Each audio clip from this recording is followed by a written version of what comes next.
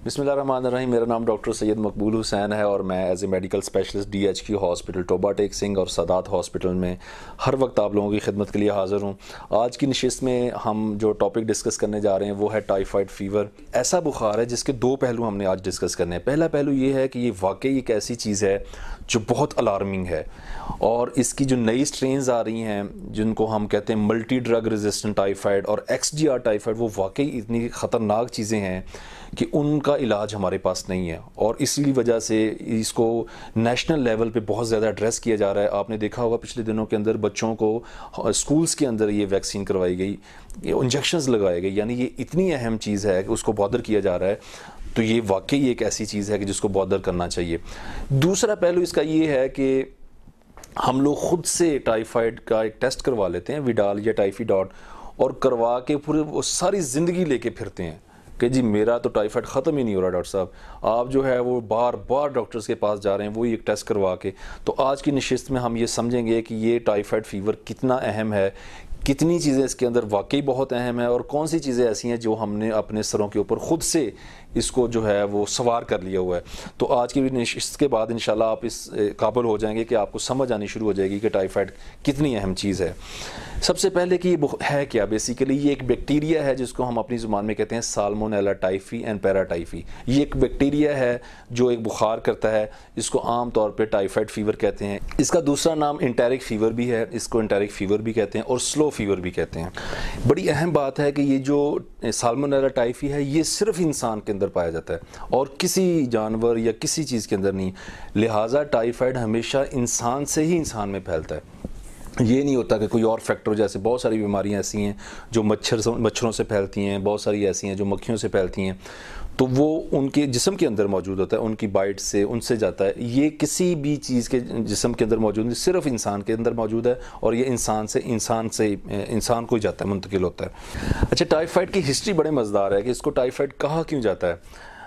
1869 में एक फ़ीमेल थी, उसका नाम था टाइफाइड मैरी। वो आयरलैंड में पैदा होती है। वो बहुत ही गरीब घराने से ताल्लुक़ था उसका। 1869 में पैदा होती है। 1883 के अंदर वो माइग्रेट करती है USA अमेरिका के अंदर, न्यूयॉर्क के अंदर। वहाँ पे वो जाके, चूँकि बताया ना बहुत गरीब थी, तो मुख्तलिफ काम करती है। फिर एट द एंड वो बावर्ची बन जाती, कुक बन जाती है और मुख्तलिफ जगह पे एज ए कुक सर्व करती है। 1906 के अंदर वो एक USA की फैमिली थी जो बड़ी अमीर फैमिली थी, वह उस घर में चली जाती है और वहाँ पे एज ए कुक सर्व करती है। उस फैमिली के अंदर 3 हफ्ते के बाद जब वो कुक लग जाती है, 3 हफ्ते के बाद उस फैमिली के मुख्तलिफ लोगों के अंदर ये टाइफाइड बुखार नमूदार हो जाता है। उन लोगों को बुखार हो जाता है और ये जो मसले मसाइल होते हैं सारे शुरू हो जाते हैं।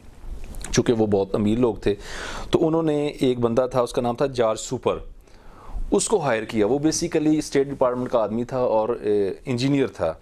उसको उन्होंने हायर किया कि ये देखा जाए कि ये जो सारे लोग यकदम हमारी फैमिली के लोग मुतासर हुए हैं तो इसकी वजह क्या है।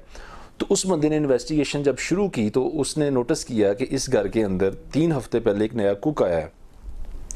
तो उसने वो उसके पास गया, उससे पूछा कि आपको कोई मसले मसाइल हैं। और वो मेरी टाइफाइड थी, उसको सारी ज़िंदगी कोई टाइफाइड का ख़ुद से मसला महसूस नहीं हुआ। उसने डिनाई किया, जी मुझे तो कोई मसला नहीं, मैं बिल्कुल ठीक हूँ।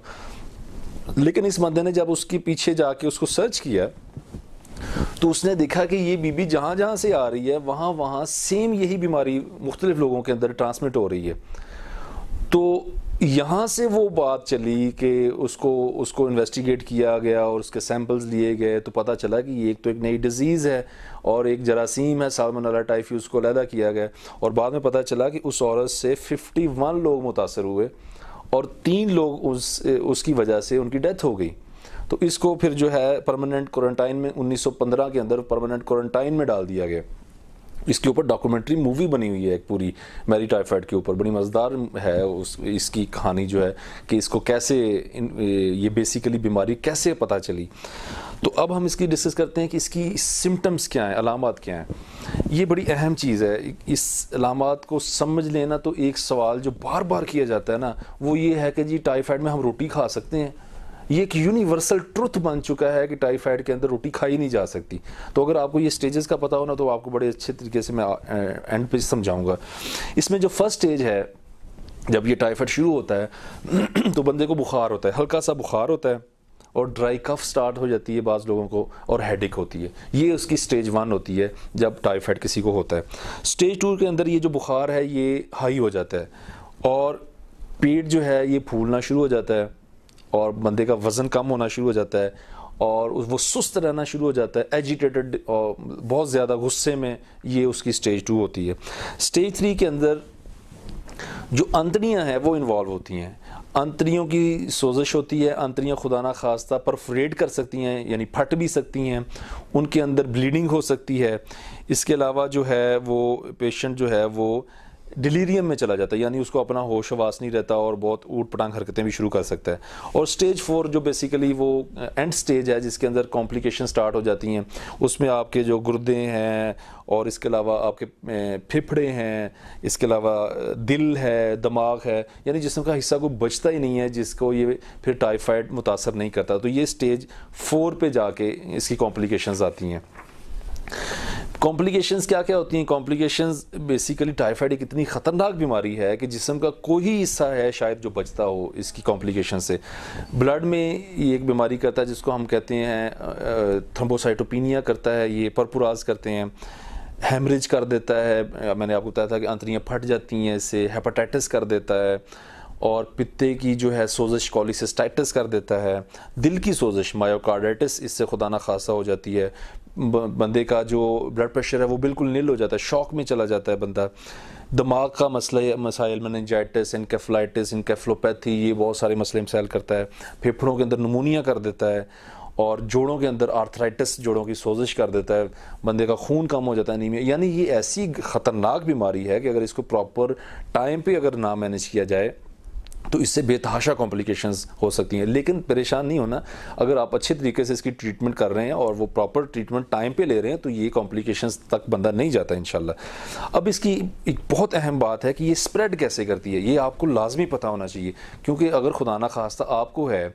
या आपके फैमिली मेम्बर किसी को भी है तो बाकी लोगों को बचाने के लिए ये आपको पता होना चाहिए कि ये स्प्रेड करता कैसे है। इसकी जो मेन स्प्रेड है वो है फीको ओरल ट्रांसमिशन, यानी जो पखाना है उससे ये ज़्यादा ट्रांसफ़र होता है। तो जो भी बंदा अगर घर में मुतासर है तो उसको जो उसका पखाना है वो प्रॉपर डिस्पोज ऑफ होना चाहिए, और इस बात का ख्याल रखना चाहिए कि उसके पखाने के ऊपर मक्खियाँ ना बैठें या इस तरह का सिस्टम ना हो कि पखाने के ऊपर मक्खियाँ बैठ के वो खाने की तरफ जाएं, तो ये ट्रांसमिशन इससे बहुत ज़्यादा होती है। फिर वो अगर उस पखाने से वाटर पानी जो है वो कंटेमिनेटेड हो गया तो वो पानी भी फैलाएगा इसको, टाइफाइड को। फिर दूसरे नंबर पर इसकी ट्रांसमिशन है पर्सन टू पर्सन ट्रांसमिशन, यानी खुदा ना खास्ता अगर किसी को भी टाइफाइड है तो अगर वो अपने बच्चों को किस करता है तो उससे किस से भी वो ट्रांसफ़र होगी, जो है टाइफाइड है वो आगे ट्रांसफ़र पर्सन टू पर्सन भी ट्रांसफ़र होती है। बहुत कम चांसेस होते हैं कि आपके यूरिन के ज़रिए ये ट्रांसमिट हो, यूरिन के अंदर चांसेस हैं लेकिन कम है। अगर खुदा ना खास टाइफाइड के मरीज़ को कफ है, खांसी है, तो ये खांसी से ट्रांसमिट नहीं होता। ये जो इसकी ट्रांसमिशन है इन्हीं चीज़ों से है जो मैंने आपको अर्ज़ कर दी हैं। प्रिवेंशन बड़ी अहम है कि आप लोगों ने इससे बचना कैसे है।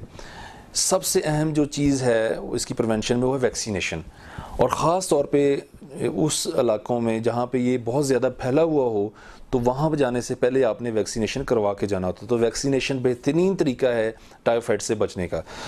इसके बारे में हम बाद में डिस्कस करते हैं कि वैक्सीन कौन सी हैं इसकी। आप अगर बाहर जाते हैं तो आपने अपने हाथों को बार बार सोप से धोना है, ख़ास तौर पे जब आप वॉशरूम में जाते हैं तब, और जब आप खाने की किसी भी चीज़ को कोई हैंडल करते हैं, कोई पकड़ते हैं, और जब खाना स्टार्ट करते हैं तो आपने हाथ को प्रॉपर तरीके से वॉश करना है।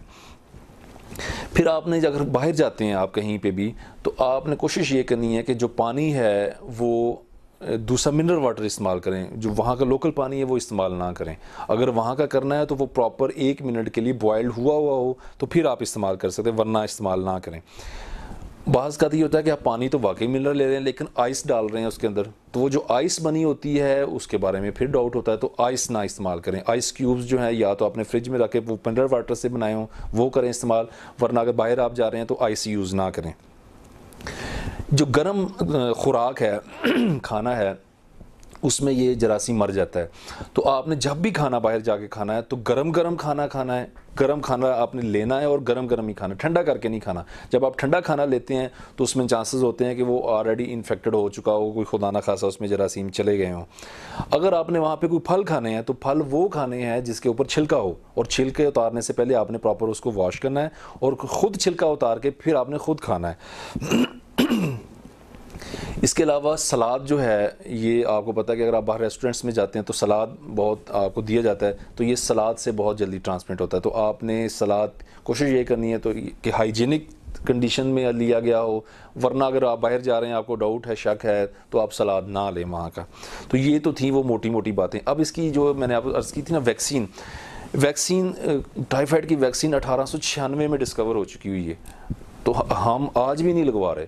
और ये देखें कब से डिस्कवर हुई है और लोग लगवा रहे हैं। इसकी वैक्सीन दो तरह की हैं। पाकिस्तान में जो वैक्सीन है वो तो है इंजेक्शन फॉर्म में आती है, जिसका आपने एक ही इंजेक्शन लगाना होता है, और ये इंजेक्शन जो है हर 30 साल 2 से 3 साल बाद आपने इसको रिपीट करना होता है। और इसकी एफिकेसी जो है तकरीबन 87% है, यानी 87% चांसेस हैं कि अगर आप वैक्सीन ये लगवा रहे हैं, ये इंजेक्शन एक इंजेक्शन जो आप लगवा रहे हैं, एक ही डोज इंजेक्शन जो लगवा रहे हैं, 87% चांसेस हैं कि आपको इसके बाद टाइफाइड नहीं होगा। फिर दूसरा जो हमारे यहाँ अवेलेबल नहीं, वो है ओरल फॉर्म में, कैप्सूल फॉर्म में आता है इसकी वैक्सीन। वो एक कैप्सूल आपने रोज़ाना खाना होता है 4 दिन के लिए। और मैंने जैसे अर्ज़ किया था कि अगर आप ऐसे इलाके में जा रहे हैं कि जहाँ पे ये फैला हुआ है बहुत, तो आपने ये वैक्सीन जो है वहाँ जाने से 1 महीना पहले लेनी होती है। 1 महीना पहले आप वैक्सीनेशन करवाएं और फिर वहाँ पर जाएँ। ये वैक्सीन जो है ये 2 साल से कम बच्चों में नहीं दी जा सकती, और अगर किसी को एलर्जी है इस वैक्सीन से, प्रीवियसली उसने करवाई थी और वैक्सीन से एलर्जी होगी, तो अब दोबारा वो ये वैक्सीन नहीं लेगा। ये इसकी कॉन्ट्राइंडिकेशंस कह लें आप। फिर इसके थोड़ा सा मैं डिस्कस करना चाहूँगा इसके टेस्टों के बारे में, क्योंकि ये विडाल टेस्ट और टाइफाइड टेस्ट ऐसा है जो बार बार हमें बॉदर कर रहा है। ये जो विडाल टेस्ट है, ये 1896 में सर जॉर्ज विडाल के नाम एक बंदा था, उसने इसको डिस्कवर किया था। 1896 का ये टेस्ट है अवेलेबल। इसमें वो आप टीटर देखते हैं, अगर 1/160 इससे ज़्यादा हो तो इसको पॉजिटिव डिक्लेयर किया जाता है। लेकिन मैं ये अर्ज़ करना चाहूँगा कि विडाल और टाइफाइड एक ऐसा टेस्ट है जो कभी भी यूज़ नहीं किया जाता टाइफाइड को डायग्नोसिस करने के लिए। इसका फ़ाल्स पॉजिटिव और फ़ाल्स नेगेटिव रेट बहुत ज़्यादा है।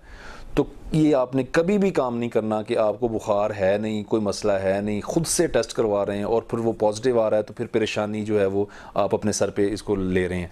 बिल्कुल टेस्ट नहीं करवाना। ये डॉक्टर आपको एडवाइस करेगा। डॉक्टर भी इसके जो टेस्ट सबसे अच्छे टेस्ट हैं वो ब्लड कल्चर है, आपके यूरिन का कल्चर है, स्टूल का कल्चर है, या बोन मैरो का कल्चर है। वो डॉक्टर आपको बताएगा कि ये टेस्ट आपने करवाना है, और ये विडाल और टाइफाइड टेस्ट आपने बिल्कुल नहीं करवाने, और इसके पॉजिटिव आने के बाद आपने बिल्कुल परेशान नहीं होना। अब इसकी ट्रीटमेंट तो साफ ज़ाहिर है, जब आप डॉक्टर के पास जाएंगे तो वो डॉक्टर आपको बताएगा। लेकिन एक चीज़ मैं आपसे लाजमी डिस्कस करना चाहता हूँ, वो है कि आजकल के रीसेंट पास्ट में आपने देखा होगा कि इसके ऊपर बहुत ज़्यादा जोर दिया जा रहा है हुकूमत के लेवल पे, ये टाइफाइड के ऊपर। इसकी वजह क्या है? इसकी वजह ये है कि 2 नई स्ट्रेन्स ऐसी आई हैं, एक को हम कहते हैं MDR टाइफाइड, एक को कहते हैं XDR टाइफाइड। ये चीज़ें ऐसी आई हैं कि इसके बाद हम बहुत ज़्यादा इसके बारे में परेशान हैं कि अगर ये फैल गई तो हमारे पास कोई मेडिसिन ही नहीं बचेगी इसको ट्रीट करने के लिए, और खुदा ना खासा ये बीमारी एक ऐसी बीमारी बन सकती है कि जो काबू में ही ना आए। MDR बेसिकली वो टाइफाइड है जो फर्स्ट जनरेशन थी, फर्स्ट लाइन ड्रग्स थी, जिसमें एम्पिसिलिन थी और ट्राइमेथोप्रिन थी और इसके अलावा और थी, वो उससे आप ठीक नहीं होते, तो ये MDR होती है। XDR है कि 5 की 5 क्लासेस जो हैं वो कोई भी रिस्पॉन्ड नहीं कर रही, तो ये बड़ी ख़तरनाक सूरत हाल है।